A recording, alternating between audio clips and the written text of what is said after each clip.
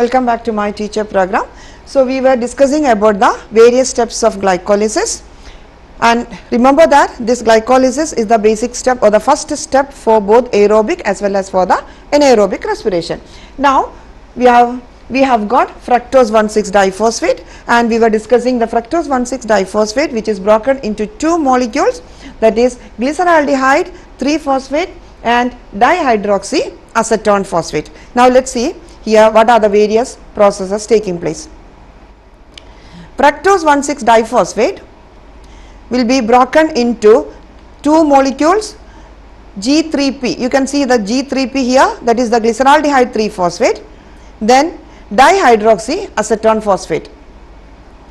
Now this 3GP will be changed into 1,3-biphosphoglycerate. 1,3-biphosphoglycerate. So here you can see the one more phosphate group is added.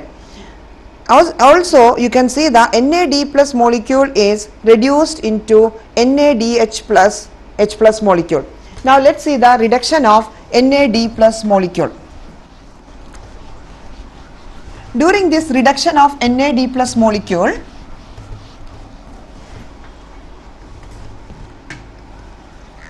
during the reduction of NAD plus molecule, you can see that two hydrogen atoms are added.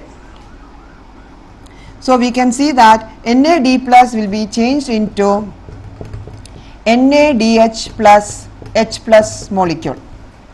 NAD plus molecule combines with two hydrogen and become NADH plus H plus molecule. So normally you may have the doubt that this 2H means 2H plus plus 2E, that is 2 protons and 2 electrons. These protons and electrons, so we can add here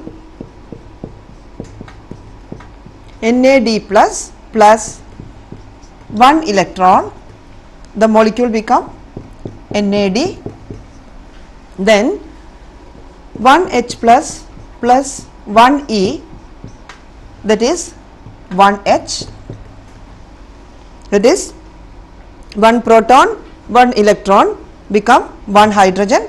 So we can see here NADH. Now what is remaining here? 1 H plus is remaining, 1 H plus. So we can see that by the addition of 2 hydrogen atom, NAD plus molecule will be reduced into NADH plus H plus molecule. This is the reduction reaction taking place. So NAD plus molecule is reduced into NADH plus H plus molecule. Now we will discuss the importance of this NADH plus H plus molecule. Why should this molecule has to undergo the reduction reaction? This we will discuss in the electron transport chain. Now let's see the slide. You can see here 1,3-biphosphoglycerate is converted again into 3-phosphoglycerate. During this process also ADP molecule becomes ATP molecule, that is we can see that one ATP molecule is synthesized during the conversion of 1,3-biphosphoglycerate to 3-phosphoglycerate. Now again this 3-phosphoglycerate is converted to 2-phosphoglycerate. 2-phosphoglycerate. Then 2-phosphoglycerate molecule, by the addition of water molecule, it becomes 2-phosphoenol pyruvate. 2-phosphoenol pyruvate, then 2-phosphoenol pyruvate to 2-pyruvate. So these are the various steps of glycolysis. Once again you see 1,3-biphosphoglycerate is converted into 3-phosphoglycerate, 3-phosphoglycerate to 2-phosphoglycerate, then 2-phosphoenol pyruvate, then into pyruvate. Now let's see what are the end products of this glycolysis. We can see that as a result of this glycolysis process, the glucose molecule is converted into 2 pyruvate molecules. Glucose is converted into 2 pyruvate molecules, and also NAD molecules, 2 NAD molecules will be reduced into 2 NADH plus H plus molecules. So these are the end products of glycolysis. Also you can see that there is ADP molecule combines with the inorganic phosphate and ATP molecule is also produced. So these are the end products of glycolysis: NADH plus H plus, pyruvate and ATP molecules. After this glycolysis, in the case of anaerobic respiration,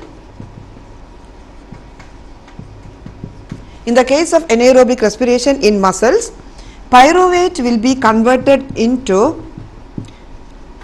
is converted into lactate or the lactic acid.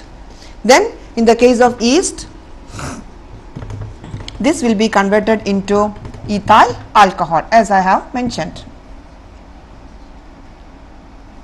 Now let us see in the case of aerobic respiration.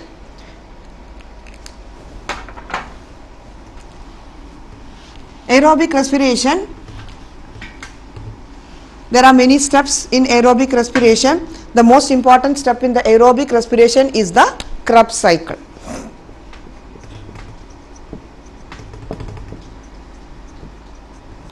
So what is this Krebs cycle? Where does this Krebs cycle taking place? Krebs cycle takes place of course inside the cell. In the cell you can see that there are cell organelles. These organelles are the mitochondria. You might have studied in the smaller classes mitochondrion,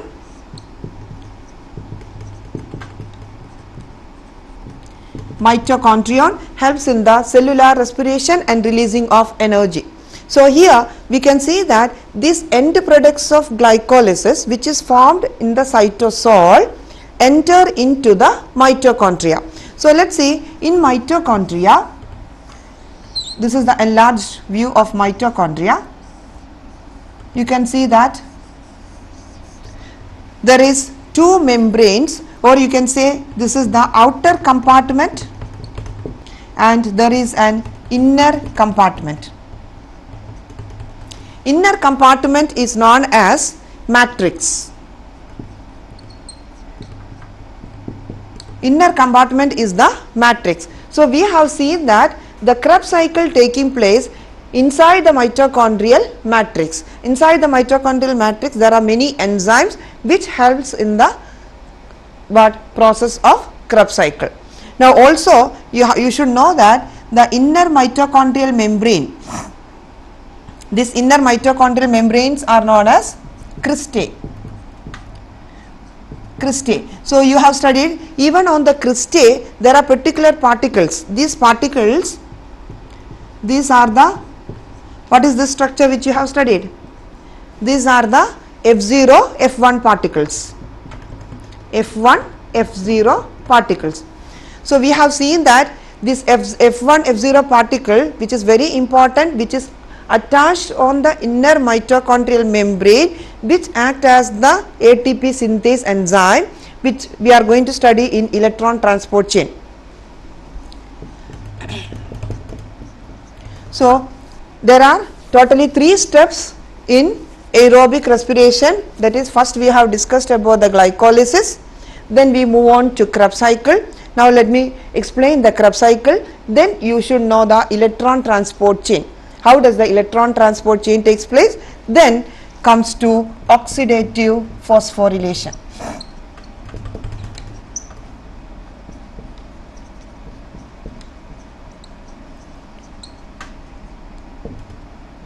Remember all these steps: Krebs cycle, electron transport chain and oxidative phosphorylation. These are the remaining 3 steps which is taking place only in aerobic respiration. Now coming to the Krebs cycle. Here you can see the various steps in the Krebs cycle. Pyruvic acid, which is a 3-carbon compound, is converted into, which joins with acetyl coenzyme A. So acetyl coenzyme A, which is an enzyme, acetyl coenzyme A molecule, here which is having 2 carbon molecule and pyruvate which is having 3 carbon molecule. So when this 3 carbon molecule changed into 2 carbon molecule, what is removed here? 1 molecule of carbon dioxide is removed, and as well as 1 NAD molecule is reduced into NADH plus H plus molecule. Sometimes you can see here, for the easy method they have written NAD plus is reduced into NADH2. It is better to write NADH plus H plus. Then we can see that this 2 carbon acetyl coenzyme will combines with the citrate molecule. So we can see oxaloacetate combines with the acetyl coenzyme A and a citrate molecule is formed. This citrate molecule will be changed into isocitrate, then isocitrate to oxalosuccinate. So normally you may ask this question whether we should learn all these chemical substances. Of course you should know all these chemical substances, because these various steps, if you don't have the idea about these various steps, you will not able to understand the aerobic respiration processes. And moreover, these steps alone can be asked, how many NAD molecule will be reduced in Krebs cycle can be asked, or how many FAD molecules are reduced can be asked, or how many ATP molecules are synthesized. So various questions are asked from the process of cellular respiration. Since this is very complicated and many chemical molecules are involved in it, you should have the idea about the carbon number, how many carbon molecules are there, then you have to tally this. That is, if a 2 carbon acetyl coenzyme A is combined with a 4 carbon molecule, then you should know that the product will be a 6 carbon citrate molecule. So the citrate is 6 carbon molecule. Then when this citrate undergo the Krebs cycle, a cycle process, when later it will reach into oxaloacetate, you can see that it becomes again 4 carbon molecule. So again you can calculate that when a 6 carbon becomes 4 carbon, naturally how many carbon dioxide molecules are released? 2 carbon dioxide molecules are released. Now let us see the slide. Oxaloacetate combines with the acetyl coenzyme A and citrate molecule is formed. Again citrate became oxalosuccinate. Oxalosuccinate is also 6 carbon compound. Then oxalosuccinate when becomes alpha ketoglutarate. So remember that alpha ketoglutarate is a 5 carbon compound. Then carbon dioxide is removed. Alpha ketoglutarate again converted into succinyl coenzyme A. What is this coenzyme A? Coenzyme A are the coenzymes which helps only for a particular time for the enzyme functioning. After that the coenzyme will be removed from the enzyme molecule. Then succinyl coenzyme A, then it becomes succinate, succinate to succinate again 4 carbon, succinate to fumarate, then fumarate to malate, malate to again oxaloacetate. So how many NAD molecules are reduced in this process? Now let us count. Here 1 NAD molecule, 2, 3 and 4 NAD molecules are reduced. Also you can see here, when succinate is converted into fumarate, 1 more FAD molecule is also reduced. So what is FAD molecule? What are these molecules? NAD molecule and FAD molecules. NAD molecules and FAD molecules are the coenzyme molecules.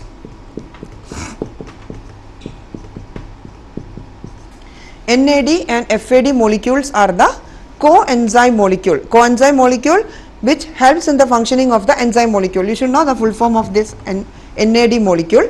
NAD is nicotinamide,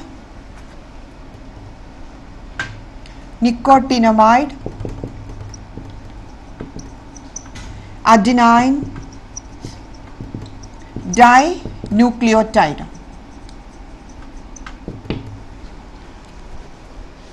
This is very easy to remember if you have the idea about nucleotide.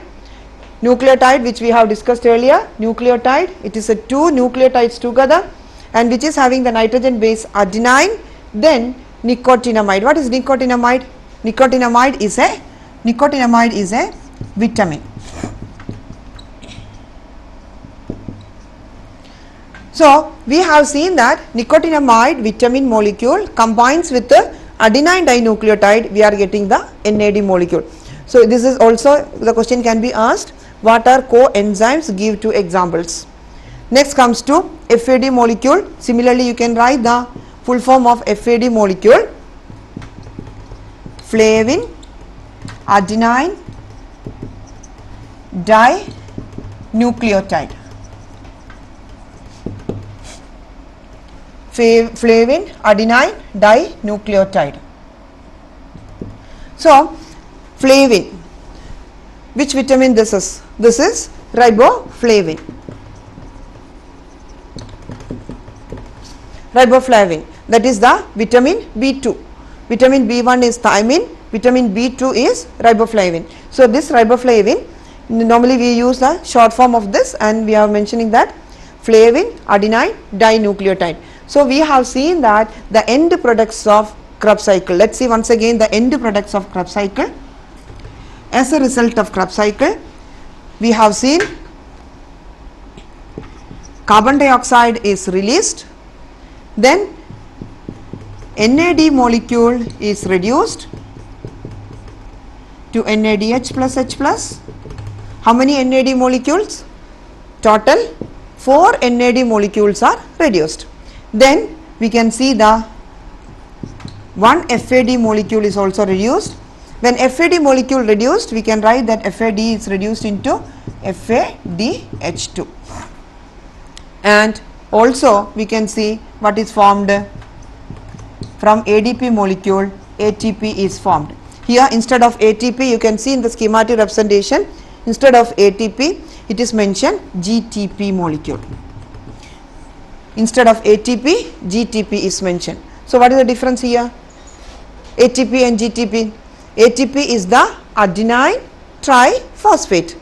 GTP is the guanosine triphosphate. So here we can see that it is both are same, both helps to release the energy by breaking the bond of the bond, phosphate group bond, and the releasing of energy.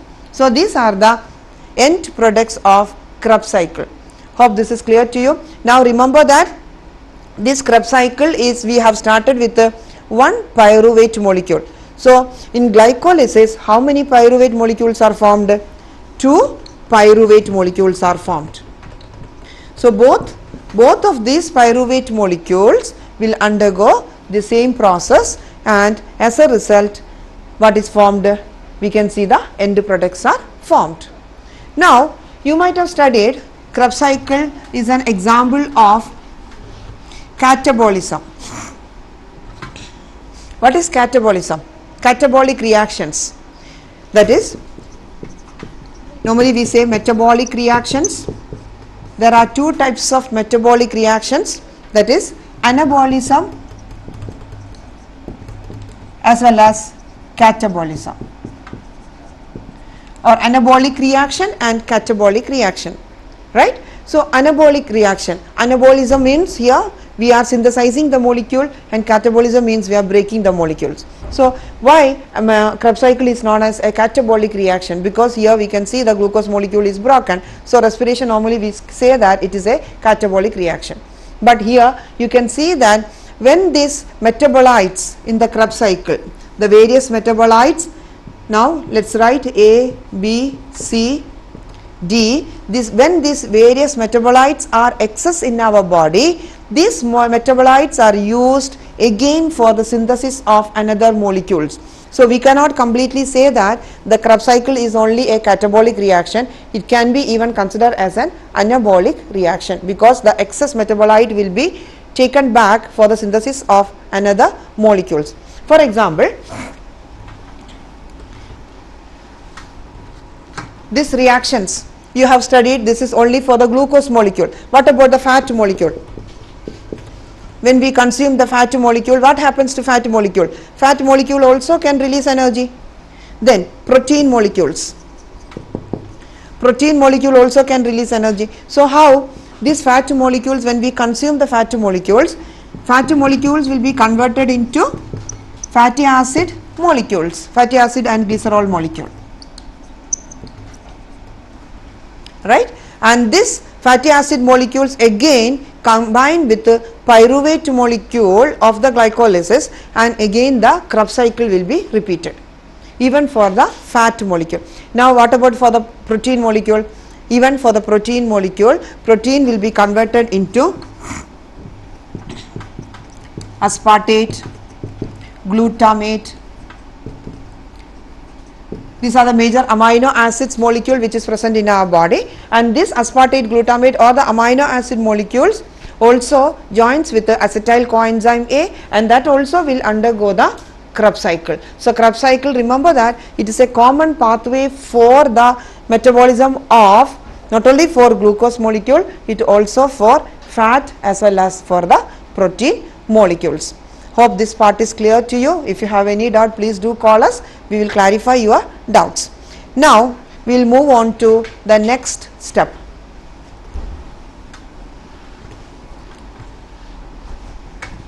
The next step, that is the electron transport chain.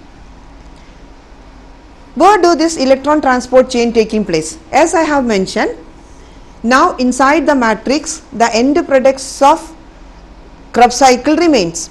This end products of Krebs cycle will enter into the cristae. So we have seen on the cristae there are molecules, that is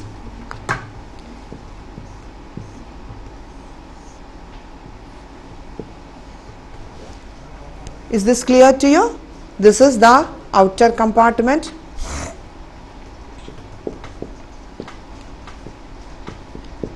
Outer compartment, then this is the inner compartment or the matrix,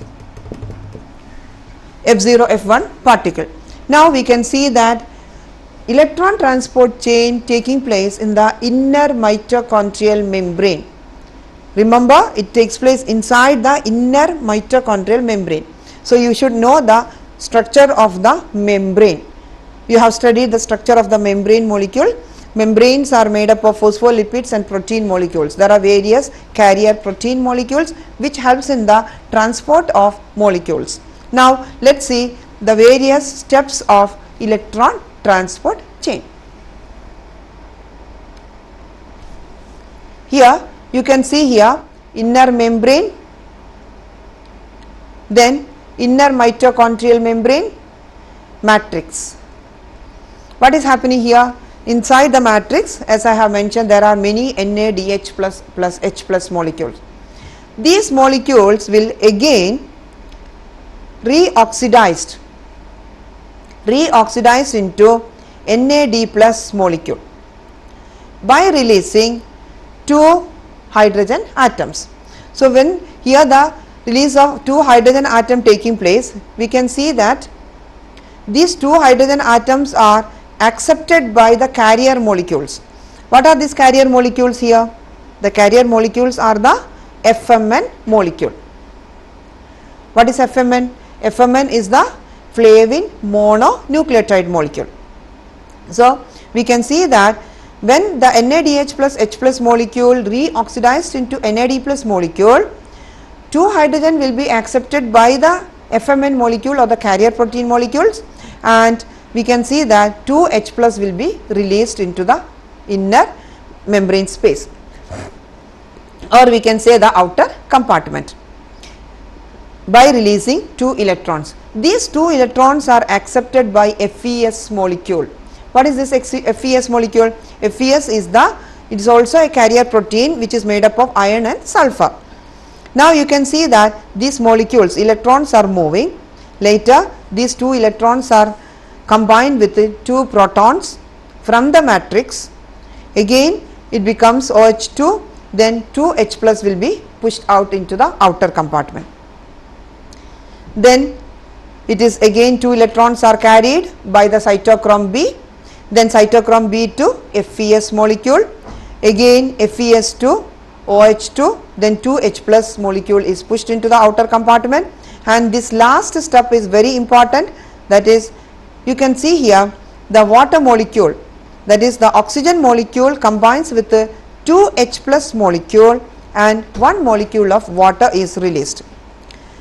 By combining, here we can see the cytochromes, a chain of cytochromes C then A3 complex. Now what are the end products of electron transport chain?